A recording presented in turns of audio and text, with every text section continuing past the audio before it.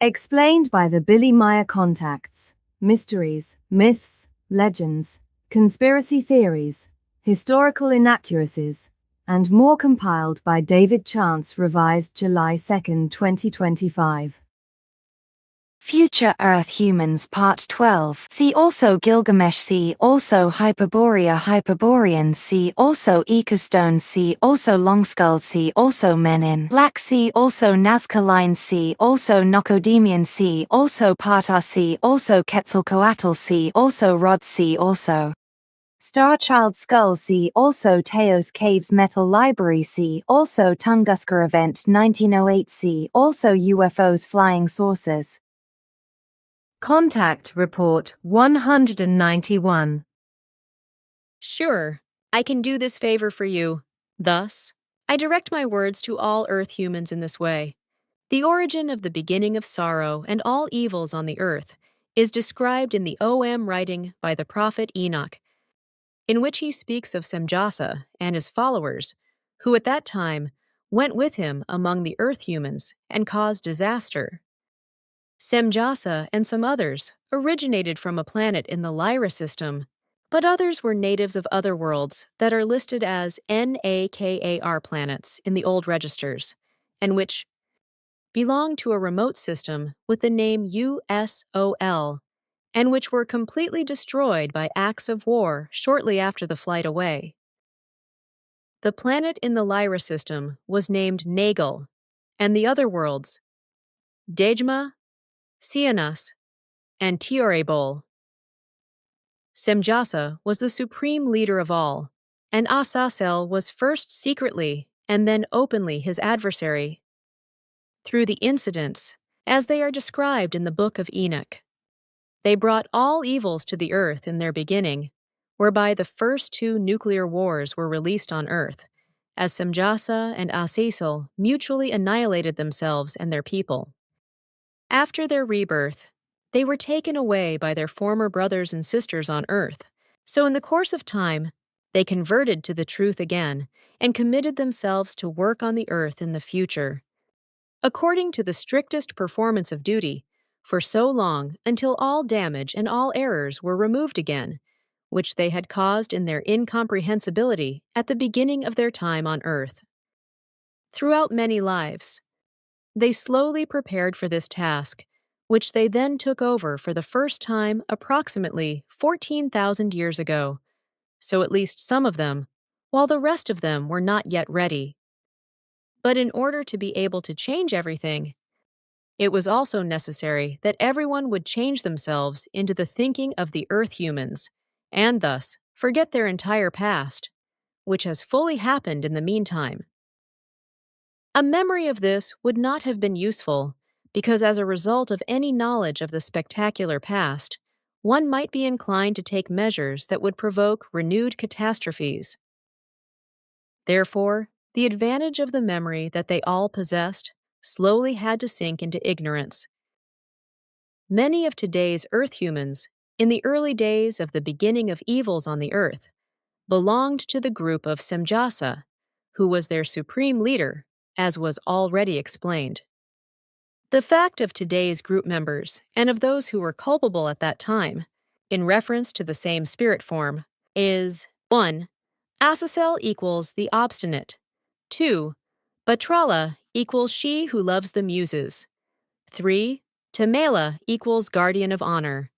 4. Semjase equals the demigod. 5. Barakala equals one who loses shyness. 6. Satana equals the lovely. 7. Asaela equals the pliant. 8. Armera equals the cozy. 9. Urkibaramil equals the strong leader. 10. Ramuela equals one who is not self-adorning. 11. Lunira equals one who shines in the light. 12. Arjsa equals the builder. 13. Turelan equals the miraculous. 14. Tamula equals the exalted. 15. Arazjal equals the lovingly gentle. 16. Uralan equals one like a suit of armor. 17. Large Sa equals one who looks after the stars. 18. Jomael equals the flower lover. 19. Uberla equals the carefree. 20. Samsafal equals the loyal companion. Thanks, it was easier like that. But it is still to be said now that in this life, some of our group members belong to the group for the first time. But in former times, others were already here, in firmer or very loose forms, as other personalities. That is correct. And it should also be taken into account that there are others living on the earth at this time who belong to this original group, but who have departed from your group or have not yet joined you. And data about Semjase, Florina 22nd, January 2004. With the date of the 28th of January 1986, the planned 11-year period for the ongoing contacts with Semjase had expired. But this only means that no other contact reports between Billy and Semjase will be published for the group and for the general public, and that no other questions can be placed by these to the Plejaran, etc., while the contacts between the Plejaran and Billy would continue to exist nevertheless, and it was not planned to conclude these. Thus, many more contacts between Billy and Ptah, Quetzalcoatl, Minara, as well as Pleja, etc., have taken place since then, but the contact reports have not been officially published up to the new millennium. Semjase spent the time from February of 1965 to June of 1973 with Asket's people in the Dal universe, without any contact with our universe. After her return to Era from the Dal universe in June of 1973, she came to the Earth in July of 1973 and resumed her task, which she had already taken up here earlier. After that, the first contact with Billy took place on the 28th of January, 1975. Out of all earthly languages, Semjase only mastered the German language and also learned no others during her stay on Earth up to November of 1984. Her field of work was restricted to the European territory, and she had no authority to interfere with any concerns or to take up contacts in the areas of the two other existing Plejaran groups working on the Earth, so in Asia and America. On the 15th of December 1977, Semjase had a life-threatening accident at the center, after which she was taken to Era for medical treatment and for recovery, and then came back to the Earth again on the 20th of May 1978 in the 107th contact. She had ongoing contacts with Billy until the 144th contact on the 26th of March 1981. From the end of March of 1981, Semjase was absent from the Earth until January of 1984 as a result of other tasks. 3rd February 1984, 191st contact, last contact of Semjase with Billy. In early November of 1984, Semjase suffered a brain collapse as an after-effect of the accident on the 15th of December 1977. She was immediately taken to Asket's people in the Dal universe, where she became healthy again through the assistance of her and her friends, Sona/Sonaer. The complete regeneration of the brain and all consciousness powers, abilities, and memories, etc., which were lost as a result of the collapse, will likely take up a period of 70 years, as Ptah explained, and during that time, Semjase remains in the Dal universe. Out of all three Plejaran groups, Europe, Asia, America, on Earth, only one person was named Semjase, namely the Semjase of the European group, who took up contact with Billy. Apart from Billy, she never had contacts with other Earth humans on all continents, except a chance encounter in the Persian desert in the vicinity of Zehedan with a young German woman named Elsa Schroeder, which only lasted for a few minutes. In January 1975, See Contact Report 31:S 104-112 DOS, and this will remain so in the future. Contact Report 193. But only now could I do this, after our group there said goodbye and took off 2 days ago in a definitive form, as this has also happened with the group in Asia. Thus, our group, European group, is now responsible for the entire world. The first step relating to this has already been done in that we withdrew our liaison groups in the USA and in Asia because it is not right that visionaries and swindlers use us for profit purposes. Contact Report 194. 6. Even if we must cancel our official contacts, as it was planned, we will continue to linger on the earth and will maintain contact with you, but we will otherwise remain only as observers and not in an active and intervening form. This, at least until the year 2029, after which, presumably, we will then finally remove ourselves and will turn our attention to other tasks that are foreign to the earth, with the assurance that we permanently withdraw ourselves into our time dimension and never again return to this space-time configuration. Only in the distant future will we perhaps return in secret to fulfill our remaining tasks, as is planned. However, this will be when the Earth human has already long dominated spaceflight and has completed contact in an official form with other human forms in the universe.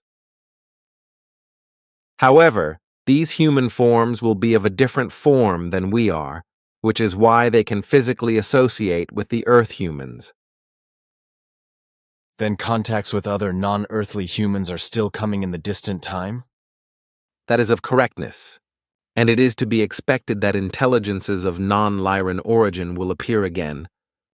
And as our calculations show, there should be those among them whose original ancient forefathers already visited the Earth, if not always in a loving kind and wise. Probably those who showed themselves off as angry gods and other rulers? That is of correctness.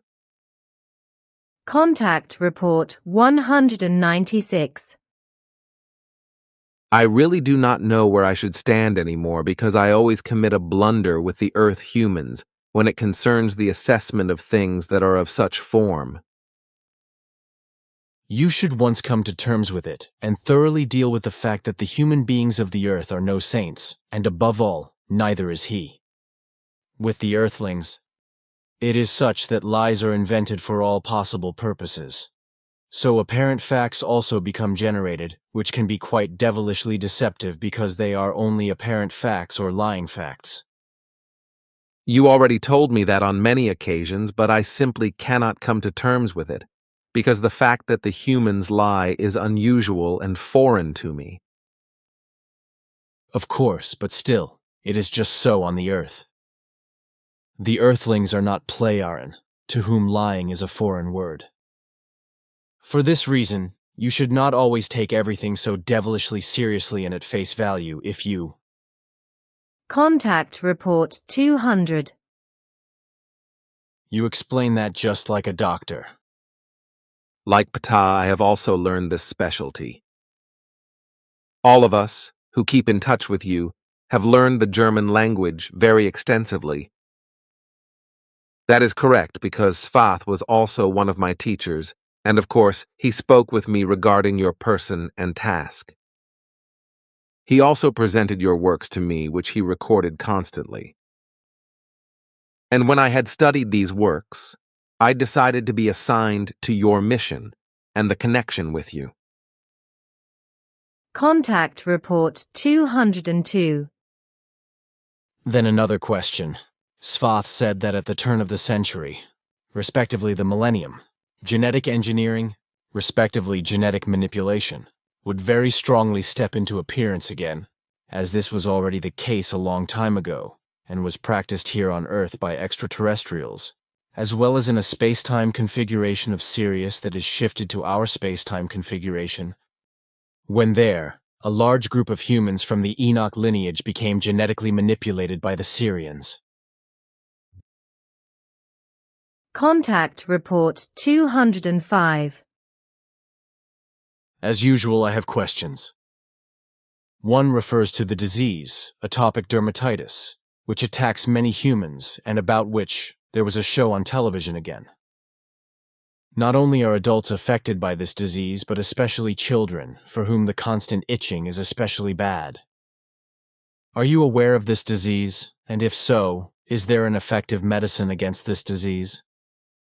If so, may you provide some information about it? Yes, this disease is known to me. But in our civilizations, this has no longer appeared for thousands of years, as well as other diseases and sufferings. Contact Report 208. I think that you, Quetzal, as a doctor and scholar of psychology, are able to judge very well. Svath was, among other things, a physician, and thus an excellent doctor and scholar of psychology, as well as Ptah, his son, that is. Through Svath's outstanding medical knowledge, I was preserved from death by him at the age of 6 months. Also, his knowledge of psychology was always extremely valuable and useful for me. Ptah told me that you occupy yourself with the original history of Switzerland and Europe. Contact Report 211. Yesterday, we talked about the fact that the aid agencies, which operate their craft here on Earth, are actually profit gangster organizations because they only provide their so-called assistance for a fee, whereby they put aside a large portion of the cash donations for their own machinations, such as for compensation, etc. What do you think of this? And do you also have aid agencies for people in need of assistance? Such aid agencies do exist with us. However, not in relation to our own people, but rather in the context of the assistance that we provide for other peoples who belong to our Federation, respectively, who are cared for by our Federation, because they still live in lower levels of development and are not yet in a position to bring themselves to a state of their own assistance. Interesting. But this does not contradict your directives, which state that you may not interfere in the affairs of foreign worlds and peoples who are not yet developed far enough to be able to master spaceflight. Concerning the peoples, to whom we can provide assistance, on the one hand, it concerns those who are arranged into our Federation for the purpose of protection, and on the other hand, the fact applies that they know very much about spaceflight technology and, thus, also about the existence of other civilizations on other planets. And they also stand in connection with these. However, they are not yet in a position to manage their own affairs in such a way that they would not have to suffer any need. Aha, now I understand. But how do you handle the matters around these aid agencies? Are profits also made there, and are relief goods, etc., set aside as compensation for giving assistance, as this is the case with the earthly aid agencies? All such activity is absolutely unacceptable with us, because all our helpers of all aid agencies, which operate both privately as well as for the whole population, work free of charge and use their leisure time for this. Yesterday there was a man here who talked constantly, whereby we hardly got a chance to speak. He spoke very much, but in truth he hardly stated anything. What do you think of such human beings, or what is your people's teaching in this connection? Pointless speakers or extensive talkers, as we also call them, suffer from a peculiar inferiority syndrome, which they themselves do not recognize, and they try to make up for this. Nevertheless, with their senseless, extensive talking, by what means they strain the nerves of their fellow human beings. And does this occur with you frequently? No, because these issues were resolved and corrected with us very early on. Consequently, they no longer appear. Sometimes, I must confess that I am ashamed when I see how women let themselves be degraded or be humiliated by men, When I see how men treat women like dirt, they beat, prostitute, exploit, and rob them of their personal opinion and freedom. And when I see how the female gender must suffer almost entirely under the rule of the male world, unable to have equal rights and often being treated like a rag that has all the filth of the world in itself. With you, this is fortunately not so, as it is the case here on the earth. Anyhow, that is what Semjase taught me. But what about with other peoples? I mean with other peoples of your federation, etc. In our entire federation, there exist laws that prevent such as it is common on the earth. Nevertheless, there are foreign civilizations and peoples on foreign worlds who are not allied with us and who exhibit similar conditions of the mentioned form as these are usual on earth. Contact Report 213. Unfortunately, this misrepresentation, see Glenn Miller entry, had also been circulating in our archives, which also could have resulted in misunderstandings, to which even our people could be forfeited if they would only examine a few facts and not the whole complex. It is nice that mistakes can even occur with you in such matters, which might be enough to prove that even you are not omniscient or omnipotent. Thus, I am glad to hear your confession. We stand by our mistakes. Then, another question. With us, the view prevails with the Earth humans that descendants would have to follow in the footsteps of their parents, usually in those of the fathers. By this, I mean that, for example, a son, or several sons, if there are several of these, would take on the same occupation of his father, or, if one or another exists, would take over his company or business and continue it on. How is this with you? Do the same views exist with you?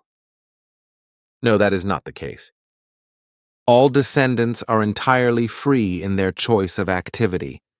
So there is never a desire that children must perform the same activity, etc., as their parents, neither in relation to the father nor mother, and thus neither a son nor a daughter. So, for example, parents can be an Ishwish and or Ishrish, while a son of theirs learns a simple craft, as this can also be the case for a daughter. Parents always only play an advisory role with their descendants, but it is never insisted by them that the descendants would have to turn to a specific activity, etc., and before you ask. This also has reference to the choice of a partner, as well as to the education of the descendants, and of course also to the home of choice, etc. The history of the earth and the history of nations fall into my area. Our directives prohibit direct explanatory interference in foreign cultures and civilizations in terms of progress, etc. Here in Switzerland, as well as in other countries, people who kill another human being under the influence of alcohol, or who knock another down and kill him with a vehicle, like in the case of my brother Carl, who died at the beginning of the year in this manner, are only very mildly punished. When a person is knocked down and killed, if the driver of the vehicle is drunk, usually only very small fines are imposed on the respective death driver, as this happened when my brother was knocked down and killed. The driver of the vehicle only received a fine of 300 francs. That was all. In the maximum case, if it ever has to come to this, a very short term of imprisonment might be imposed on such a death driver, which is so ridiculously short that it practically cannot be seen as a punishment but as just a state holiday. What do you think of this, and how would your legislation judge these things? Our laws clearly stipulate that if such an act was committed in a drunken state, then it would equal a serious felony, which would also accordingly have to be punished very harshly. So drunkenness is never a reason for a reduced sentence, but on the contrary, it is a reason for severe punishment when a criminal offense or even a felony, such as murder, is committed. A reduced sentence can only ever be given when there are actually mitigating factors present, like with true mental incompetence. However, such is not given in the drunken state, namely for the explained reason that there is a prior conscious knowledge of the potential disaster, misfortune, accident, and crime. So in the drunken state, each form of killing, such as a crime resulting in death, etc., is effective murder. That is correct. So it is also held in our laws. Aha. And I thought that you only had weak alcoholic drinks and no more people who get drunk. You misunderstood something. We have very weak alcoholic drinks, but the alcohol content is so low that it can only be measured as a small fraction of a % of alcohol content. Therefore, it is not possible that a person could get drunk on alcohol, not even if they could drink several liters of such a drink. Nevertheless, we still have an old conventional legislation that governs alcoholism, as well as intoxication by alcohol and acts of every kind that are committed in this state.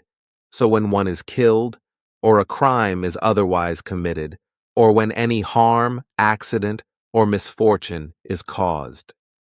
But this legislation is already more than 5,600 years old and has never had to be put to use since that time, when our alcoholic drinks were reduced in their percentages in such a manner as I explained to you. Moreover, the people of our world have learned and have adjusted themselves to get by without alcoholic drinks, for these are not necessary for a normal and healthy lifestyle. Of course, wine, for example, can have a health-promoting effect if this is enjoyed with measure and a goal, as this is also the case with other substances. But on our part, we have so aligned our food toward the highest possible health values that we have no longer needed alcoholic drinks for more than 5,600 years, which also eliminated the dangers of evil caused by drunkenness. Blully, oh, I see. I have actually misunderstood something there. But could I expect that you, and maybe even Ptah, would drink a glass of wine with me if I were to find you one? Nothing should prevent that if it is a rare or unique case. I suppose that you have the freedom to decide for yourselves as to whether or not you want to drink alcohol. Or is there an ordinance that forbids this, thus a ban? No, that is not the case, because the abstention from alcohol is founded on a voluntary basis, so we can very well drink alcohol if we want. And concerning this, how is it with your Federation members? Some are inclined towards moderation in strong alcoholic drinks, but others act as we do. But even those who consume alcohol in moderation do not get drunk. Contact Report 214. You are, among other things, also a doctor and must know this exactly. That is of correctness. With us, such interventions and interferences, missionaries, are strictly illegal in every form and thus are prohibited by appropriate directives. This equally applies to interventions and interferences in the private matters of each person, so also with respect to all matters of families, friends, acquaintances, and communities, etc. And since I also deal with geology, I can also answer the first question for you. I know that you Quetzal are well versed in zoology, and thus also in the area of wildlife. So you also know a lot about our health insurance system? Of course, that is correct, for we deal with all aspects of Earth humanity. Of course, because you must be oriented about everything. Contact Report 215. With the bioorganic androids Roswell UFO crash, it concerned effective artificial life forms, so not robots or the like, but independently thinking beings, in every way self-capable of making decisions, made out of living material and living organs, bred in accordance with the human beings who are located in the reticulum systems. In Earth-human terms, these bioorganic androids bred by the reticulum human beings are actual life forms, and as such, they are respected by the reticulum people and are also appreciated and treated, for the androids are indeed artificial human beings. As such, they stand under the command of the real humans of the reticulum systems, on whose behalf they also carry out excursions, etc., to foreign star systems and planetary systems. The reticulum androids resemble their creators, who are, in spite of their high technology and various sciences, still very unknowing in terms of really spiritual and creational interests, yet still arranged into a high and liberal culture with expressed human rights. Nevertheless, our directives forbid us from maintaining deliberate physical or telepathic contact with them. These are some reasons why our directives prohibit such direct interventions. See development aid in any human cultures. If these are lower than our own evolutionary state, in terms of consciousness, development as well as with respect to medical, technological, and overall scientific development. Then a clear question. Several times, I have already determined that your knowledge is very comprehensive with regard to spiritual and creational interests. To what extent do you occupy yourself therewith? My efforts are directed towards acquiring the level of an Ishwish. Contact Report 216. Thus, even we, who are not only superior to the Earth humans in consciousness, but also in physical evolution, have wisdom teeth, of course, because these are, in fact, vitally necessary. May I now ask how old your mother and your father are? That is no secret. My mother is 481, and my father is 483 years old. With us, however, this meteoropathy no longer appears among humans because with all resulting injuries, as well as with illnesses, if such would exceptionally occur once, which is virtually impossible. However, healing measures and healing processes are carried out and are brought to application, which completely repair all injuries to bones, flesh, skin, and organs down to the last detail. Consequently, no scarring or other factors of injury, and thus, no after effects remain that could cause meteoropathy. We on the Earth have consulates or embassies in all countries. These have the task of representing citizens who belong to their home countries and foreign countries, and also of performing other duties that result with the host country and the home country, whereby also purely political matters must be settled by these institutions, and in particular, the transmission of messages also falls to the embassies. Here, I ask myself, how is this with you? For you certainly also have similar institutions, through which home country citizens are represented, and through which messages, etc., are transmitted, right? Also, such enterprises are probably necessary in regard to contact with your federation and the governments, as well as with those who do not belong to your alliance. That is quite correct.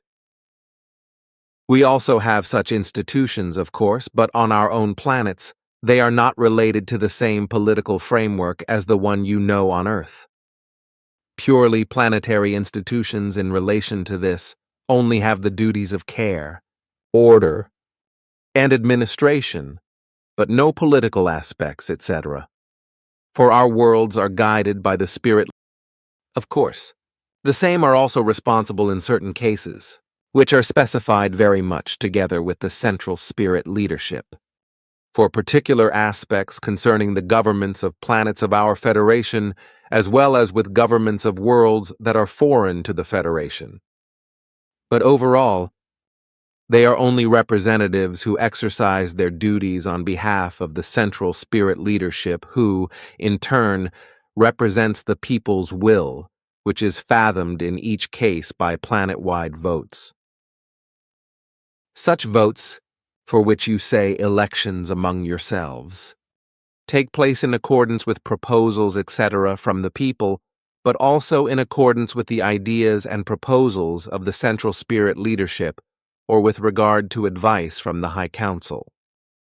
In the past, when separation and discord still prevailed among our peoples, institutions of the aforementioned kind also existed, of course, whereby these were likewise exposed to attacks by discontented ones, etc., as this will also be the case on the earth in the coming time in different countries.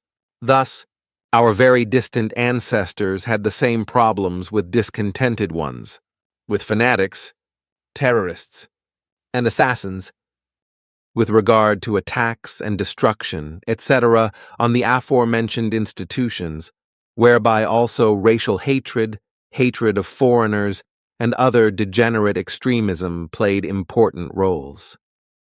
In order to protect the institutions, and indeed, also a wide variety of others that had official forms of government, a decision was put into effect, which stipulated that all governmental buildings and administrative buildings, etc., be banned from all residential areas and be transferred to uninhabited areas that were exclusively valid for the purpose of the institutions, and that, of course, also found appropriate formations with water features, trees, and all sorts of bushes, flowers, and other plants, far outside of these institutional systems, so that the residents did not feel trapped and imprisoned. Everything was fenced in and was equipped with security equipment, which made it absolutely impossible for an undetected penetration by water, land, or air, as well as for a penetration of an underground kind. In this connection, there were also guards who closely monitored every person and every vehicle or aircraft when allowed entry, driving, or flying into the secured area. Through this, unauthorized ones were prevented from entering the premises and causing harm as well as disaster and destruction and endangering human lives. But remember that even I am not all-knowing, and thus I can only give you information with respect to my general knowledge and my learned activities and scientific fields. What seasons exist on Era? The same as the ones on your home planet, the Earth. So spring, summer, autumn, and winter? That is of correctness. And the duration of the individual seasons, these also approximately coincide with ours? Even that is of correctness. Nevertheless, Semjase, as well as Ptah and I already explained to you before, that our home world is very Earth-like and, thus, comparable with the Earth as far as possible. Contact Report 217. A few questions arose in reference to the places of the fulfillment of guidelines, as you have used these at earlier times to separate the fallible ones from society. How did everything work? Were the fallible ones supervised at the isolated locations or simply left to their fate? How was everything secured so that they could not break out, etc.? Note: see Contact Report 23:S37-57. The places of fulfillment of guidelines were, in every case, very much secluded from any civilized area.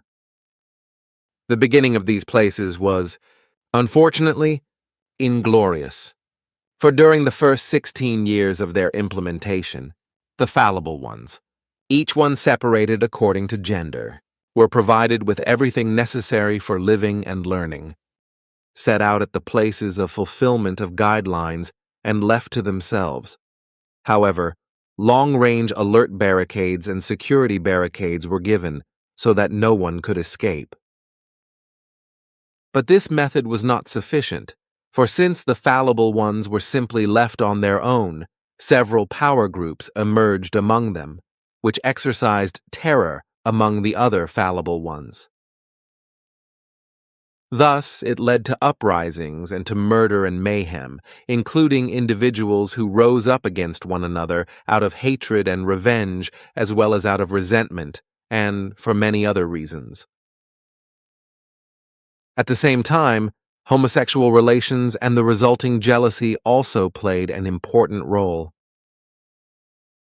Consequently, new ways for the fulfillment of guidelines were sought for the fallible ones, whereby new security measures became effective. So from then on, the places of fulfillment of guidelines were secured by guards who, on the one hand, exercised their waking functions among the fallible ones at the isolated locations, and, on the other hand, also outside of these within a particular area. This was the case at least during the first period, which lasted for a few centuries, after which other methods were then brought to application, because the direct surveillance carried out by the human guards did not work satisfactorily. The direct contact of the security guards with the fallible ones at the places of fulfillment of guidelines led to reciprocal differences as well as to reciprocal attacks, through which there were often uprisings and deaths on both sides. For this reason, although other reasons also played a role, new ways were sought, which eventually led to the fallible ones being taken to absolutely secure and electronically monitored locations. Therefore, direct security personnel were no longer necessary, and through this, the hazard of collisions and differences between the fallible ones and the guards was excluded. However, in order also to ensure the safety of the fallible ones among one another, so that even among them, no differences and uprisings as well as no power groups would emerge, and thus, murder and mayhem would also be prevented. Our early safety scientists created electronic behavioral chips, that is to say security chips, which were implanted into the brains of the fallible ones. These chips were designed in such a manner that they steered the behavior of the fallible ones in a wise that no aggression and lust for power, as well as no hatred and no vindictiveness could appear. Rather, everything in relation to this was reduced in such a manner that a dampening of these destructive concerns occurred, and in each case, all resulting matters were processed in peace and with consideration. Thus, everything was aligned toward the fact that all occurring things and matters were considered thoroughly and rationally, and no differences and degeneracies, etc., appeared anymore. But this does not mean that the fallible one's own will and their own freedom of choice would have been taken from them, for that was the case in no wise. In fact, they were completely free in this, as well as in every other form, which also has reference to their freedom of movement and freedom of action. The only restrictions were that, on the hand, a secured place of fulfillment of guidelines was given, from which no one could escape, and that, on the other hand, no criminal or otherwise osartende, to get very badly out of control of the good human nature, actions could occur any more, because these were prevented by the programming of the implanted chips. The development did not stand still, however, because the scientists researched further and improved the electronic products, through which everything became much better. But the real great turning point first came when gene technology was taken into consideration, through which the fallible ones could be treated in such a manner that they were separated from their criminal or other ausartenden to get very badly out of control of the good human nature actions and, thus completely cured of them. This meant that gradually the places of fulfillment of guidelines became superfluous and eliminated. During the first time, if it was the case that fallible ones were banished for life, without them ever being able to establish contact with the outside world, then this measure was gradually relaxed and, in the end, eliminated altogether, once the fallible ones could be completely cured of their criminal or other ausartigen, having gotten very badly out of control of the good human nature forms through genetic manipulation and be released into society. This gene manipulative healing method was further investigated and further developed. And indeed, even in reference to all hereditary diseases and immunodeficiencies, as well as physical and organic deformities, but also in terms of disorders of consciousness and inheritable psychological disorders, etc., the development progressed rapidly.